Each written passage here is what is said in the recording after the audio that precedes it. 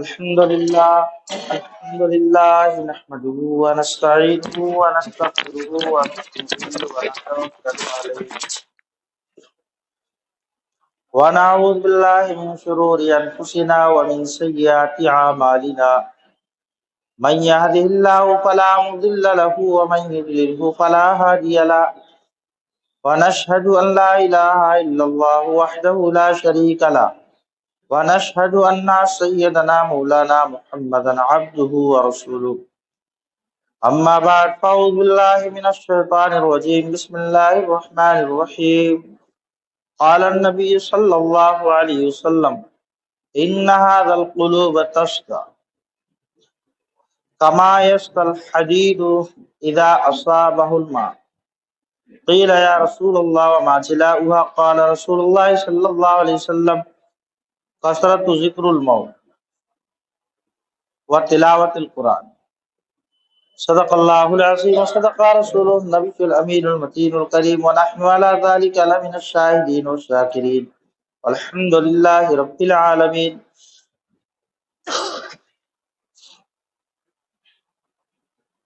حضور صلی اللہ علیہ وسلم نے ارشاد فرمایا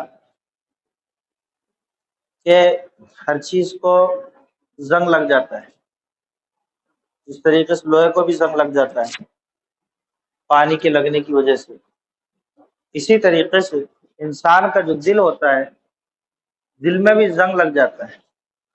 صحابہ اکرام نے کہا اللہ کے رسول، قیل یا رسول اللہ وما جلا ہوا، اس کو کس طریقے سے سیکل کیا جائے، کس طریقے سے صاف کیا جائے؟ حضور صلی اللہ علیہ وسلم نے ارشاد فرمایا کثرت ذکر الموت، موت کو کثرت سے یاد کرنا، اور تلاوت القرآن، قرآن پاک کی تلاوت کرنا، یہ دل کا سیکل کا کام کرتا ہے۔ ابھی رمضان المبارک کا مہینہ گزرا، جس طریقے سے تلاوت کا اہتمام، عبادت کا اہتمام، ریاضت کا اہتمام، یہ چیزیں بھی دل کے جنگ کو دور کرنے کے لیے کام کرتی ہیں۔ صحابہ کرام نے کہا کہ اللہ کے رسول صلی اللہ علیہ وسلم اس کی علامت کیا ہے کہ جس سے یعنی یہ پہچان آئے کہ دل پر زنگ لگا ہوا ہے؟ حضور صلی اللہ علیہ وسلم نے ارشاد فرمایا کہ نماز میں دل نہیں لگنا، نیک اعمال کی طرف رغبت کا نہ ہونا، اسی طریقے سے گناہ کی کثرت کا ہونا، حقوق میں حق تلفی کا کرنا، نفاق کا پیدا ہو جانا، ان میں سے اگر کوئی ایک چیز بھی پائی جائے تو گویا کہ دل میں کیا لگا ہوا ہے؟ زنگ لگا ہوا ہے۔ تو حضور صلی اللہ علیہ وسلم نے اس کو سیکل کے لیے، اس کو صاف کرنے کا جو طریقہ بتلایا، دو چیزوں کے ذریعے اس کو صاف کیا جا سکتا ہے، اور وہ دو چیزیں کون سی ہیں؟ ایک تو موت کو کثرت سے یاد کرنا، اور دوسرا قرآن پاک کی تلاوت۔ اب کس طریقے سے موت کو یاد کرے کہ تسبیح لے کے بیٹھ جائے موت کو؟ ایسا نہیں، اس کا طریقہ یہ ہے کہ آدمی اپنے تصور میں موت کو یاد کرے، اس کو مراقبہ کہتے ہیں تصوف اور سلوک کی اصطلاح میں۔ مثال کے طور پر آدمی بستر میں جائے، رات میں جب بستر پر سوتے ہیں، ظاہر سی بات ہے بستر پر جب ہم سوتے ہیں تو عام ماحول بھی ہے کہ ہم لائٹ بند کر دیتے ہیں۔ آج کل اکیلے سونے کا بھی رواج زیادہ ہے، یا پھر بچے ساتھ میں سوتے ہیں۔ ہم اس وقت اپنے تصور میں، اپنے ذہن میں یہ بٹھائے کہ رشتہ داروں نے، عزیز اقارب نے، اس سب نے لا کر گویا کہ مجھے قبر کے گڑھے میں لا کر اتار دیا، قبر کے گڑھے میں لا کر مجھے اتار دیا، اور میں یہاں پر اکیلا ہوں، تنے تنہا ہوں، نہ میرا یہاں باپ ہے، نہ میرا یہاں بھائی ہے، نہ کوئی رشتہ دار ہے، نہ کوئی عزیز اور اقارب میرے ساتھ نہیں ہے، میں اکیلا اس گڑھے پر ہوں۔ آدمی اس طریقے سے یقین کے ساتھ تصور بٹھائے اور پھر اپنے اعمال کا محاسبہ کرے کہ آج میں نے کتنے فرائض کو ادا کیا، کتنے واجبات مجھ سے ادا ہوئے، کتنی سنتیں مجھ سے چھوٹی ہے، معاملات میں کتنی خرابی مجھ سے پیدا ہوئی، زراعت میں کیا نقصان میرے ساتھ ہوئے، کتنے میں نے اللہ کے حقوق کو تلف کیے اور کتنے بندوں کے حقوق کو تلف کیے۔ اب اگر آدمی، آپ اندازہ لگاؤ، اگر اس طریقے کا معمول بنا لے، وہ کبھی موت سے ڈرے گا؟ کبھی بھی نہیں ڈر سکتا۔ اب آدمی اگر اس حالت میں اس کا ایک محاسبہ اور مراقبے کا ایک گویا کہ معمول رہا ہو، پھر اگر انتقال ہو جائے، گویا کہ قبر میں بھی اگر جو منکر نکیر سوال جواب پوچھے کہ ربی اللہ، تو ایک فطری طور پر من ربو کا، یعنی فطری طور پر خود بخود اس کی زبان سے یہ نکلے گا کہ ربی اللہ، میرا رب کون ہے؟ اللہ ہے، کیونکہ یہ روزانہ کا محاسبہ کا نتیجہ رہے گا۔ اور پھر موت جو ہے ایک حقیقت ہے، اس سے انکار کوئی بھی عقل مند شخص کر ہی نہیں سکتا ہے، چاہے وہ مسلمان ہو، چاہے وہ غیر مسلم ہو، چاہے دہریہ پرست ہو، آتش پرست ہو، آگ پرست ہو، کوئی بھی انسان ہو دنیا کا، موت سے انکار کوئی شخص دنیا میں کر ہی نہیں سکتا کہ موت نہیں ہے۔ یہاں تک کہ اگر ہم انسانیت سے ہٹے، حیوانیت کی طرف جائیں، نہ چرند انکار کر سکتے، نہ پرند انکار کر سکتے، نہ درندے انکار کر سکتے، کوئی بھی انکار نہیں کر سکتا۔ ہم دیکھتے ہیں نا، جیسے ہی چوہا ہے وہ بلی کو دیکھ کے کیوں بھاگ رہا ہے؟ اس کو موت کا ڈر ہے۔ شیر کو دیکھ کر دوسرے حیوانات کیوں بھاگ رہے؟ ان کو بھی موت کا ڈر ہے۔ ایسے ہی کوئی ظالم انسان ہو، ان کو دیکھ کر بھی دوسرے لوگ کیا کرتے ہیں؟ معلوم ہے کہ یہ نقصان والا ہے۔ یعنی جس سے موت کا خطرہ ہو، چاہے وہ انسان ہو کہ حیوان ہو، ہر شخص بھاگتا ہے۔ موت ایک حقیقت ہے، اس سے انکار کوئی بھی دنیا کی مخلوق نہیں کر سکتی، یہاں تک کہ انسان تو درکنار حیوانات بھی اس سے انکار نہیں کر سکتے۔ اور دوسرا، موت کہ انسان کا خاتمہ نہیں ہے، یہ غیروں کا ایک تصور ہے اور ان کا ایک یقین ہے کہ موت انسان کی زندگی کا خاتمہ ہے۔ ارے ہم بھی سمجھتے ہیں کہ انسان مر گیا ہے، اس کی زندگی پوری ہو گئی، ختم ہو گئی، تمام ہو گئی، نہیں۔ اسلام کیا حقیقت بتلاتا ہے؟ موت انسان کی زندگی کا آغاز ہے۔ کیا ہے یہ؟ آغاز ہے۔ یہاں سے اصل زندگی شروع ہوتی ہے، دائمی زندگی شروع ہوتی ہے، یہاں سے اس کا صلہ ملتا ہے۔ موت کے بعد اس کا جس طریقے سے اس کے اعمال ہوں گے، اس کا اجر اس کو وہاں پر ملے گا۔ اس لیے آپ نے دیکھے ہوں گے جو ہمیشہ حقیقی اعتبار سے جو دیندار پر قائم رہتے ہیں، جن کے دلوں پر اللہ کا خوف ہوتا ہے، جن کے دلوں پر اللہ کا ڈر ہوتا ہے، ہر وقت وہ اللہ کو راضی کرنے والے اعمال کرتے ہیں، وہ موت کو ایک بہت بڑی نعمت سمجھتے۔ کیا سمجھتے؟ کیوں؟ اور اللہ تبارک و تعالیٰ بھی ایسے لوگوں کو اس وقت تک موت نہیں دیتا جب تک کہ وہ خود یہ نہیں چاہتے کہ مجھے موت آئے، مجھے موت آئے، کیونکہ یہ اللہ تبارک و تعالیٰ سے ملاقات کی چیز ہے۔ اس سے اللہ تعالیٰ سے بندہ کیا کرتا ہے؟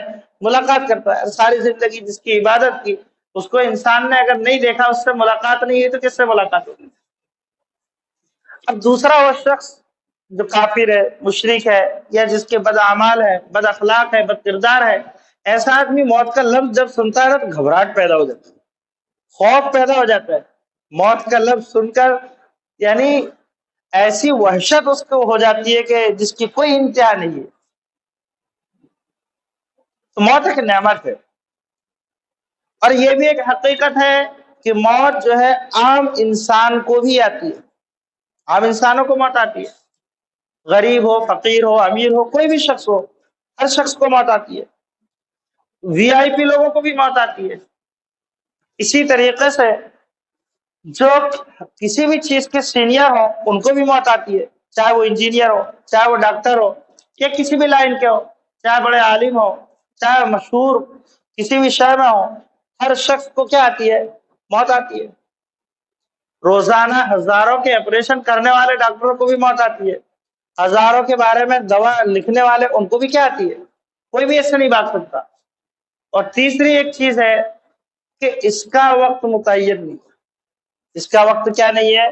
متعین نہیں ہے۔ ہم نے بہت سارے معاملات ایسے بھی سنے ہوں گے، ابھی ہمارے ساتھ کھانا کھا رہے تھے، گھر گئے نا، ان کو انتقال ہو گیا۔ ابھی ہمارے ساتھ بیٹھے تھے، آج شام کو اچھی خاصی بات ہوئی، صبح ان کا ضروری اعلان ہو گیا۔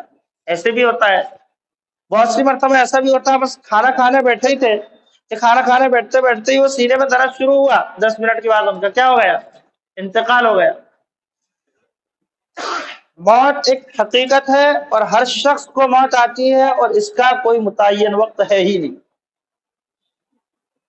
اب اس کے احساسات کہ جو دنیا میں سب سے اعلیٰ درجے کے لوگ جو شمار ہوتے تھے، چند مخصوص لوگ، مثال کے طور پر سکندر ذوالفقار، اتنا مشہور شخصیت تھی، اس کا نام ہی فاتح تھا، ساری زندگی فتوحات میں اس نے گزاری، لیکن عین فتوحات کے وقت اس کو زندگی نے ساتھ نہیں دی۔ آخری جملہ اس کا یہی تھا کہ میں تو دنیا کو فتح کرنا چلا تھا لیکن موت نے مجھے فتح کر لیا۔ دنیا کو فتح کرنا چلا تھا لیکن موت نے مجھے کیا کر لیا؟ اس نے اپنے تاثرات اور احساسات میں یہ لکھا کہ میں عام آدمی کی طرح ایک مزدور جس طریقے سے خوشی کے ساتھ زندگی گزارتا ہے، ایسی زندگی مجھے ایک دن کی بھی میسر نہیں۔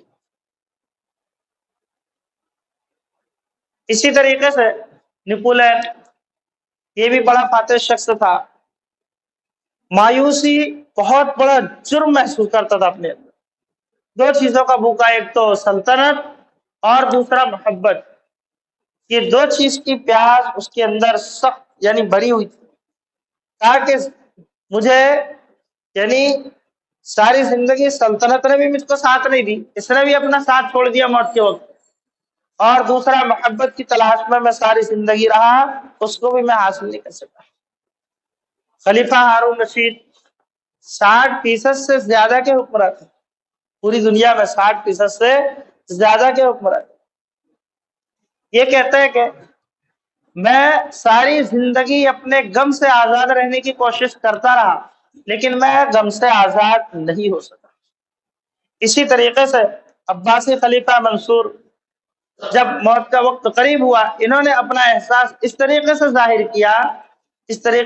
کیا جو بہت قابل نصیحت ہے۔